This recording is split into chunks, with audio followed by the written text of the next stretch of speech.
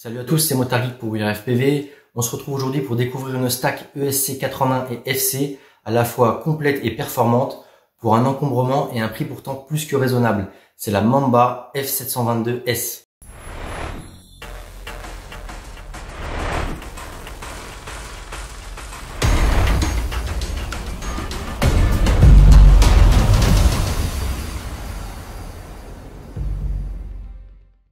Donc voici la boîte de cette petite stack Mamba F722S qu'on trouve aux alentours de 70 € seulement chez Banggood et autres shops chinois. Et vous allez voir qu'à ce tarif-là, on n'a pas de la merde entre guillemets. On a du matériel assez haut de gamme et normalement assez complet et performant. D'ailleurs à ce sujet-là, on retrouve au dos de la boîte les principales caractéristiques techniques. Donc on nous indique donc que c'est une Mamba avec un F7 et une super stack avec 6 UART, 2 becs, un 5 volts à 2 ampères et un 9 volts à 2 ampères également. On a de quoi connecter et piloter 4 sets de LED de type 2812. On a du Bluetooth intégré pour pouvoir effectuer tous les réglages avec l'application SpeedyBee. À ce sujet-là, si ça vous intéresse qu'on vous fasse une vidéo sur l'application SpeedyBee, n'hésitez pas à nous le dire. Ça pourrait être quelque chose d'intéressant, je pense. Ensuite, on a des ESC 4 en 1. Donc là, on a marqué 506. Je me demande si c'est pas pour 50 ampères. Ouais, c'est bizarre. Je sais pas ce que c'est que 506. En tout cas, les ESC acceptent de 4 à 6S. On a 50 ampères x 4 et ça burst jusqu'à 55 ampères pendant 10 secondes par canal, donc par moteur, par ESC, ce qui est relativement énorme. Ça encaisse largement les 4, 5 et 6S, que ce soit bas ou haut KV. Il n'y a aucun souci là-dessus. On a un capteur de courant. On a du BLLI32 qui est compatible des shots 1200 au maximum. Un format de montage en 30,5 par 30,5 avec du M3 en toute logique. La carte de vol n'est pas spécialement encombrante non plus, vous allez voir, puisqu'elle fait de mémoire 38 mm par 38 mm. Ensuite, au niveau de la FC, on retrouve un gyroscope, le fameux MPU 6000 qui fonctionne très bien, très peu sensible au bruit. Les 6 sets du RT qu'on avait indiqué plus haut. Une black box embarquée de 16 mégas. Un OSD actif Betaflight, on retrouve le bec et un poids total de 22 grammes. Donc voilà, sur le papier, c'est quand même vraiment du top matos pour 70 €. C'est le prix de la Kiss FZ V2 toute seule à sa sortie. C'est également ce qui devrait être le prix de la FC de chez Fetech. Donc c'est quand même pas comparable là, en termes de prix. Voilà, la boîte, on retrouve donc au-dessus de la mousse pour protéger le tout. Un QR code qui renvoie vers les instructions. Je vous le mettrai peut-être en surimpression ou en tout cas sur l'article sur le blog. Ils fournissent un schéma ultra complet qui n'a pas à rougir des schémas de Philippe Seidel. C'est vraiment tip top comme type de schéma. Tout en haut de la stack, on retrouve une carte qu'évidemment il ne faut pas mettre sur son montage. Quoi qu'on pourrait le mettre au-dessus pour protéger l'électronique si on a de la place et ça pèse pas spécialement lourd. Mais si on arrive à faire la mise au point, voilà, on est sur une petite carte qui récapitule tous les différents pads de soudure. Donc comme ça, si vous avez un doute, si vous n'avez pas la documentation sous les yeux, vous devriez vous y retrouver, même si on n'a pas ce à quoi correspond chaque TX, même si sous Betaflight on peut faire à peu près ce qu'on veut. On a des préconfigurations qui sont faites et mieux vaut brancher comme c'est indiqué sur le super schéma qu'ils nous fournissent. Et donc en dessous on retrouve la stack. Voilà, la stack elle est déjà à la pré-montée. Donc c'est une stack qui m'a été prêtée par Lexus du forum, maintenant qui va nous monter ça et on vous fera sûrement un WA feedback un petit peu plus tard, puisque on l'a vu dans la dernière vidéo de Jérémy sur son Astro X J5 et ses Fetech ESC, que c'est un format qui vous plaît bien, vous aimez bien avoir ce type de retour, plus que les présentations de nouveaux matériels, mais bon il en faut pour tout le monde. Donc là on va vous présenter une petite carte qui a été achetée par Lexus, hein. C'est pas un cadeau de qui que ce soit, donc il n'y a pas d'opération commerciale une fois de plus. Donc ce qu'on peut faire la stack avant de la démonter, c'est qu'on va la mesurer. Donc en hauteur, voilà, de carte à carte, on est à peine à 10 mm. Donc ça fait moins d'1 cm. Et on a très peu d'électronique qui dépasse avec le port USB par exemple sur le dessus. Là si on prend à peu près toute l'électronique qu'on a, voilà, on est à 11,6. Donc c'est une stack qui est vraiment très peu encombrante. Là avec tout ce qui est câblage, donc il n'y a pas de soudure entre les deux, hein. Vraiment tout se fait en direct. La FC est alimentée en direct LiPo par les ESC, donc on n'a pas de becs sur les ESC. Les becs qu'on a cités tout à l'heure par rapport à la dock qu'on a pu voir ici, ce sont des becs qui sont embarqués sur la FC, vraiment toute l'électronique est sur la FC. Donc on va peser l'ensemble comme ça, donc avec les soft mount et les différentes entretoises qui normalement permettent de le monter tel quel dans à peu près, j'ai envie de dire, n'importe quel châssis vu la hauteur.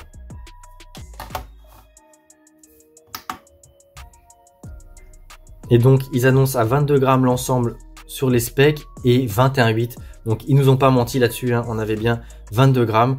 Donc, c'est un poids raisonnable, hein. Pour là, on a des ESC 50 ampères, une ESC ultra complète. C'est tip top. Surtout pour le prix. Donc, on va rapidement juste la démonter, hein, pour jeter un œil aux composants. Je vais pas m'attarder sur le schéma de câblage, hein, du coup, puisque de toute façon, on va faire le tour rapidement, mais il y a pas lieu. Si vous avez des questions, n'hésitez pas à les poser dans les commentaires de la vidéo ou sur le blog ou sur le forum, ou vous voulez même sur les réseaux sociaux, bien que ce soit pas forcément aussi facile de suivre et d'y répondre, et également aux différents utilisateurs qui pourraient avoir les mêmes questions, de les retrouver sur les moteurs de recherche. Donc la stack, elle est soft mountée, donc normalement là le MPU 6000 il devrait avoir un signal relativement clean. En parlant de signal relativement clean, c'est vrai que je vous ai pas montré ce qui restait dans la boîte, puisqu'on a un petit condensateur. Donc dans la boîte, en plus de tout le hardware, tout le matériel pour pouvoir monter la stack, on retrouve différents petits soft mounts, là des petites rondelles en caoutchouc. Il y en a un petit pactole, je sais pas trop à quoi ça sert. Une nappe de rechange, donc ça c'est plutôt cool. Peut-être qu'elle est un peu plus petite. Non, elle a l'air de faire la même taille. Et surtout, voilà, c'est pour ça que je pensais à la qualité du signal. On retrouve un condensateur. Hop, est-ce qu'on va pouvoir faire le point? 470 microfarad, 35 volts. C'est pas énorme, je sais pas ce que ça vaut en 6S, mais bon, s'ils mettent ça dedans, c'est que ça devrait faire l'affaire. Même s'il a tendance, hein, quand on le voit sur les pilotes freestyle pro, en tout cas, plus en freestyle qu'en race. En race, on privilégie le refroidissement des ESC. En freestyle, on privilégie le filtrage des signaux, et donc les pilotes, les top pilotes sont plus sur du 1000 et 2000, voire même 2 fois 2000 microfarad. En 25 volts, souvent parce que c'est du 4S, c'est plus facile. En 6S, c'est plus compliqué de mettre beaucoup de condos. Petit aparté rapidement, d'ailleurs, je comprends pas qu'on retrouve pas d'équivalent de Matrix PDB, mais qui font juste condo. J'ai regardé un petit peu pour faire des cartes customisées en 20 par 20 ou en 30 par 30 avec le bon nombre de condos.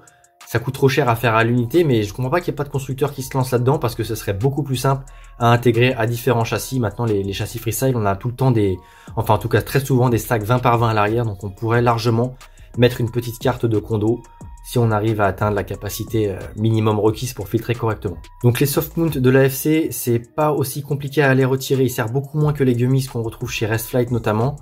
Après voilà, ça, de ce que j'ai pu voir en tout cas, hein, j'ai regardé pas mal de vidéos de vol de pilotes qui les utilisent, et franchement ça a l'air d'être très très clean en termes de signal. Donc là, la nappe dont je vous parlais, très simple à retirer. On va d'abord s'attarder sur les ESC, qui comme ça peuvent paraître un peu gros, hein. Comme je vous le disais, c'est du 39 par 39, on va jeter un œil avec le pied à coulisse. Hop là, de pad à pad, les pads les plus larges, voilà, on a 38,2 dans ce sens-là, et dans celui-ci 48,5. Donc c'est l'AFC qui fait 39 par 39, on va vérifier après. Les ESC donc quand même sont nettement plus encombrants de toute façon visuellement. Là ça se voit. On peut voir également qu'il y a quelques condos d'embarquer. On n'a pas la capacité d'indiquer. Souci du détail, on retrouve le logo Mamba, le type de ESC dont je vous parlais tout à l'heure, le 506, la référence qu'on voyait sur la boîte, et dessous les différents numéros de ESC. Donc là on a le SC1, le SC2, le SC3 et le SC4, c'est indiqué sur les pads, donc c'est plutôt sympa. Les pads relativement gros, espacés, et surtout avec un creux entre les deux, donc difficile de faire un pont et de se louper en soudure.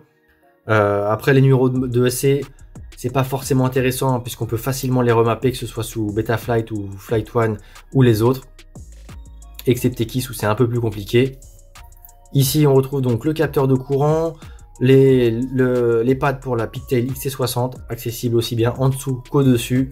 Pareil pour les moteurs, on peut souder vraiment à sa convenance, donc les fils moteurs peuvent arriver en dessous, au-dessus, comme on veut, même si j'ai vu dans une vidéo de Preston Garrison de chez Flight One, il explique que c'est moins bien de faire passer joliment en tout cas les câbles sur le dessus, parce que ça génère des parasites et ça fait chauffer les ESC, donc il préfère le faire arriver en direct sur le côté et laisser la board clean avec le maximum d'espace avec l'AFC, entre l'AFC et les ESC. Donc c'en est tout pour les ESC. Là pareil, on a encore un petit papier qui récapitule un petit peu toutes les infos. Donc ça, ce sont les ESC et la petite FC. Donc la FC, elle est un petit peu plus petite. On va y jeter un œil. Donc on est à 37,7, mais on n'a pas le pad là sur le côté. Et avec le pad sur le côté, 40,8. Mais ce petit pad là, bon, je sais pas trop ce que c'est que cette excroissance là. Et voilà, ici on retrouve tac, 40,9. Donc c'est un peu plus que ce qu'on a indiqué sur le papier, mais ça reste raisonnable. On le voit par rapport au trou en 30 par 30. On a ici des pads là, vous allez voir pourquoi. C'est assez classique et c'est pas spécialement encombrant. Donc là, ce qu'on peut faire rapidement pour faire le tour des trous de montage, des pads de soudure, c'est mettre la FC, hop, donc là on a la FC vers le haut, et là, voilà, ça vient comme ça.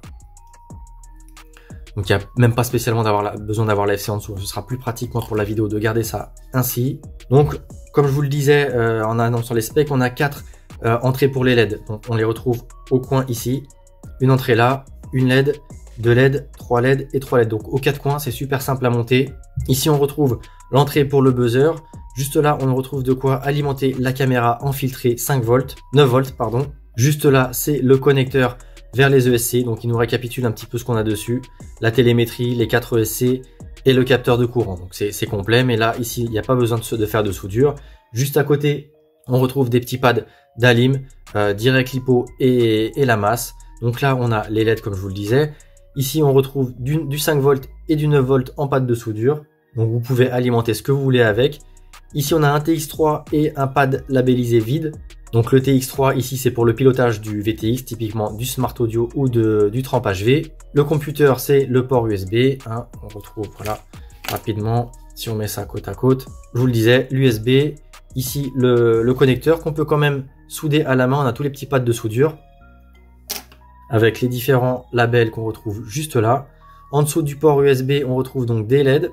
Et d'ailleurs, on en retrouve 2. Donc finalement, et d'ailleurs, c'est ce qu'il y a sur le schéma, le schéma très complet. On a 5 LED. On peut mettre jusqu'à 5 LED. Je sais pas pourquoi dans les specs, ils parlent de 4, mais il y en a bien 5. En tout cas, on peut en alimenter 5 et peut-être qu'on peut en piloter que 4. Ensuite, tout en bas, on retrouve tout ce qui est typiquement utilisé pour les GPS au delta près du RSSI. Donc là, on a un pad RSSI. Tout ça, ce sont des URT qui, d'après le schéma de câblage, sont dédiés au GPS. Là, encore des LED. Juste au-dessus, du 5 volts avec du TX3 et RX3 qui ne sont pas utilisés sur le schéma de câblage. Donc là, c'est un URT de libre à vous d'en faire ce que vous voulez. Et donc, juste au-dessus, on a 2 labels là qui sont LED et boot. Ce ne sont pas des pads de soudure ni une LED. Ce sont tout simplement 2 boutons. Donc, au-dessus de la carte, on retrouve le bouton pour passer en mode bootloader, très facile, hein, donc il n'y a pas de pontage ou autre manip compliqué. Et juste en dessous, c'est le bouton de contrôle des LED pilotables. Au-dessus de ces 2 boutons, on retrouve un 5 volts avec les TX, la masse et le RX, de l'URT numéro 2 qui est dédié au récepteur radio. Typiquement le Crossfire, et juste au-dessus avec le PPM et le S-Bus, on va retrouver du FR Sky et autres récepteurs radio. Donc voilà, comme je vous le disais, rien qu'avec ça, c'est super simple à câbler. Avec le schéma de câblage que je vous affiche juste là, comme vous pouvez le voir, c'est super simple. Tout est bien documenté, tout est bien dessiné avec différents exemples, que ce soit du récepteur TBS Crossfire, du FR Sky RXSR, différents émetteurs vidéo de chez Unify, un autre de chez Runcam, le TX200, et une caméra FPV qu'on peut également relier à un UART pour le contrôle caméra. Donc voilà, c'en est tout pour cette petite vidéo sur ce combo que je trouve quand même super complet et vraiment pas cher. Donc si c'est efficace et surtout durable, honnêtement 70 € pour ceux qui aiment voler avec Betaflight et pourquoi pas du coup EmuFly que a priori a le vent en poupe en ce moment. Je pense que ça peut être vraiment du bon matos, très intéressant à tester. Et à ce sujet-là, de toute façon, on vous fera un petit feedback comme d'habitude. Sur ce, je vous dis à bientôt sur la chaîne. Si vous avez des questions, n'hésitez pas à nous les laisser dans l'espace commentaire. Et surtout, si la vidéo vous a plu, comme d'habitude, le petit pouce bleu, le partage, ça fait plaisir.